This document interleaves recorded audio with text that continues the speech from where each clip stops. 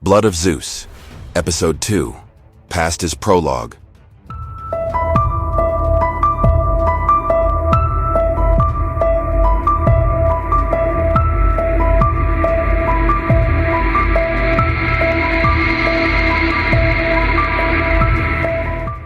Told like an ancient tale, without character dialogue. In the time before memory, when titans had fallen and gods reigned from the silver peaks of Olympus, there came a season when the past stirred. From its shallow grave, dragging with it the fate of gods and men.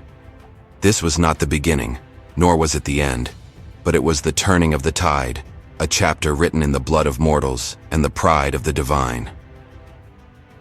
In the shadows of a land scorched by volcanic ash and hardened by war, a young man named Heron lived without answers. A commoner in the eyes of villagers, a stranger to his own legacy, he labored beneath a sky that did not yet call him son.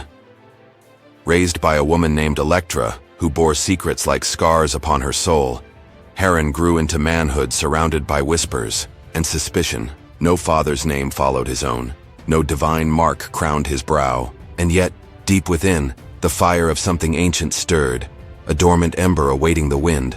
All the while, the world trembled. It began not with earthquakes or thunder, but with the foul breath of demons crawling from the edges of the map, their forms twisted by darkness, their minds enslaved by hatred. These creatures were not born of nature. They were remnants of an older war, of a time when giants strode the earth and their corpses poisoned the land upon which they fell. From that tainted soil came monsters, once human, now cursed. They fed on death. They answered to vengeance, and they followed a leader unlike any other. His name was Seraphim, though his past had been stripped from him like flesh from bone. With a blade forged from the jaws of a giant and fury chiseled deep into his soul, he carved a path through cities and villages, leaving ruin in his wake. His hatred was not directionless. It pointed upward, toward Olympus, toward the gods who had abandoned the world to suffer. And in Heron, though he did not yet know it, he would find the keystone of his wrath. Yet above them all, on thrones carved from cloud and starlight, the gods watched.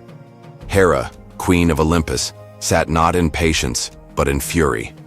She, who had endured centuries of Zeus's betrayal, had uncovered a truth too bitter to swallow. Her husband had fathered a child with a mortal woman. Not a fling, not a whim, but a child hidden, protected, and possibly destined to rise. It was not only jealousy that burned in her heart, but fear. For prophecy had long warned that the blood of Zeus, born of earth and sky, would shape the future. And so Hera moved not with rage but calculation. In secret, she began to weave her web. To Seraphim she sent whispers through the darkness, promises wrapped in power. She offered him not just vengeance, but clarity, a direction for his blade, a name for his hatred.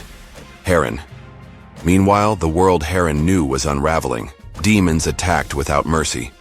Villagers died screaming, temples were defiled, and the sky above the volcano grew darker by the day.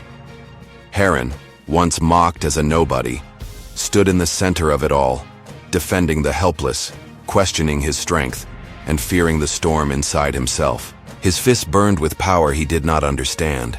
His mind screamed for reason but received only riddles. And then came the journey to the temple. Carried by fate and wounded from battle, Heron was taken to an ancient sanctuary, built in honor of the gods, now forgotten by most. It was here, among cracked statues and fading murals, that the truth was finally unburied. His mother, Electra, knelt before a shattered altar and offered the truth like a final confession. Once, she had been royalty, a queen whose beauty and grace had drawn many suitors, but whose fate was sealed by the will of gods. Zeus, the king of Olympus, had descended in disguise as he often did, not with force but with glory. Electra had been swept into a love she thought divine, and divine it was, but dangerous. For when their union bore a child, the heavens themselves trembled. Hera, watching from her throne, descended in vengeance, scorching the land and bringing ruin to Electra's kingdom. Zeus, ever the protector of his own lineage, whisked Electra and the infant Heron away before Hera's wrath could consume them. He placed them in hiding, beneath the shadow of the volcano, hoping the boy might live a simple life. Unknowing, unnoticed. But fate does not forget, and prophecy does not sleep. As Heron heard the truth, the gods above stirred uneasily. Athena, wise and watchful, questioned her father's decisions. Ares, ever eager for blood, sensed war drawing near. Hermes moved in shadow, gathering whispers from across the realms. And Hera, with her eyes like frozen fire, watched as the boy began to awaken. Zeus, still disguised among mortals, lingered near. In Heron's defiance, he saw his own strength. In his anger, he saw the storm of Olympus itself. And though he wished to guide his son, Zeus knew the trials ahead would offer no mercy. Heron would have to forge his own path, through blade, and blood through grief and fire. Elsewhere, Seraphim continued his rise. With every village he raised, every demon he commanded, his hunger grew. Beneath his monstrous exterior lay a man who had once known loss, betrayal, and pain beyond reckoning. Hera's whispers fed that pain, molding him into her instrument. But even she, mighty as she was, did not fully understand the fire she had unleashed. The world now sat at a precipice. The demons grew bolder. The gods watched with held breath.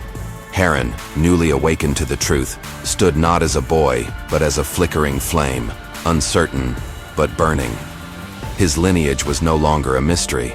He was the son of Zeus, heir to a destiny shaped by war. Yet with that knowledge came burden, and the road ahead promised only darkness. As the episode drew to its close, storm clouds gathered across the sky. Thunder rolled over distant mountains. The temple's walls shook with a low, divine hum. Heron stepped out into the night, no longer the same boy who had entered. Behind him, the past lay exposed, its secrets no longer hidden. Before him, the future loomed, forged from conflict, sacrifice, and the blood of gods. The tale was far from over.